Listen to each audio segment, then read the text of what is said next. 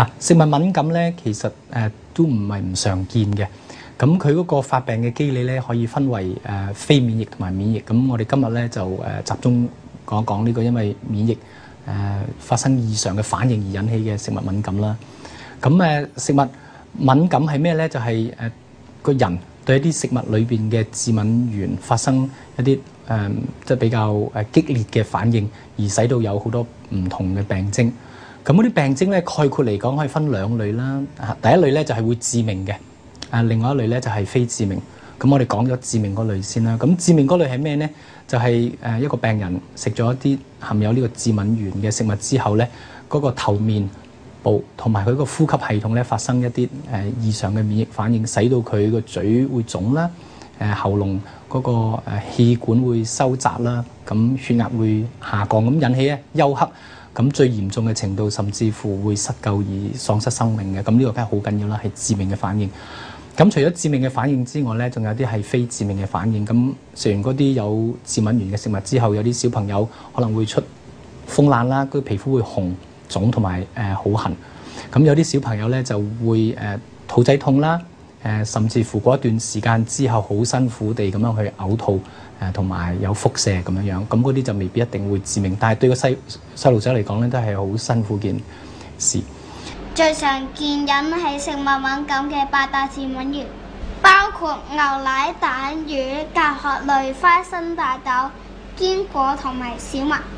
咁另外一方面要注意嘅話咧，呢啲小朋友每一次食完呢啲有致敏原嘅食物咧，佢嘅反應不一嘅，即係譬如今次可能淨係有少少嘅眼會痕啊，會腫，咁就唔擔保佢下一次都係咁喎。佢下一次可能係好嚴重嘅，成個嘴都會腫，口腔裏邊又會腫，個氣管又會收縮，血壓又會下降。咁所以咧，唔係話頭嗰2、3次係咁，唔係第3次就一樣係咁輕鬆平常，所以不能掉以輕心。佢每一次嗰個反應咧，即係食物過敏嗰種嘅反應咧，都係好唔一樣嘅。咁所以有時咧，我會見到佢即係面紅咗啦，或者嘴腫咗啦，或者身有一笪一笪咁樣啦。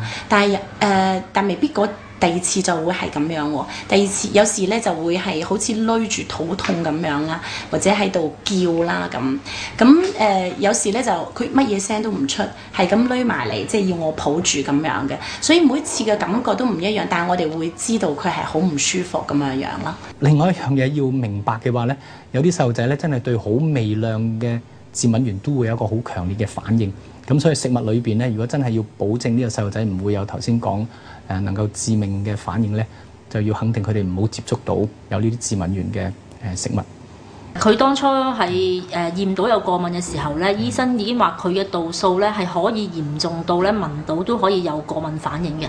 咁所以我哋係唔可以搭有花生嘅飛機。咁既然個處理方法係關乎食物，咁食物我哋每日都離唔開嘅。咁食物當然就唔係個細路仔自己去買自己去煮，而係由家人去提供啦。咁家人就要去超市嗰度買啦，甚至乎有陣時要帶佢出去茶樓、餐廳度食飯啦。如果去旅行要坐飛機食飛機餐啦。咁換言之咧，食物敏感其實就唔係呢個細路仔或者呢個家庭嘅事，係全個社會都應該關注嘅事，係全民都應該認識呢個食物敏感係咩一回事。只有全民認識食物敏感，咁我哋先可以保證我哋啲細路仔能夠健康快樂咁樣成長。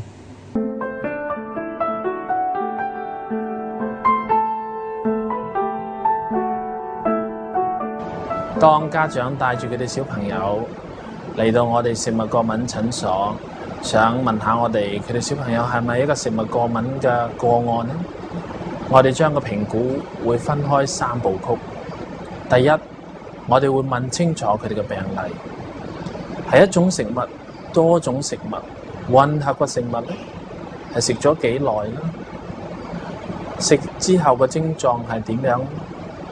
佢哋嘅處理手法係點樣？有冇反覆測試過喺屋企啦？定係只係一次嘅反應啦？有冇家族嘅病例啊？如果家長能夠提供到一個詳細啲嘅餐單，喺過一段時間，亦都會對我哋有好大嘅幫助。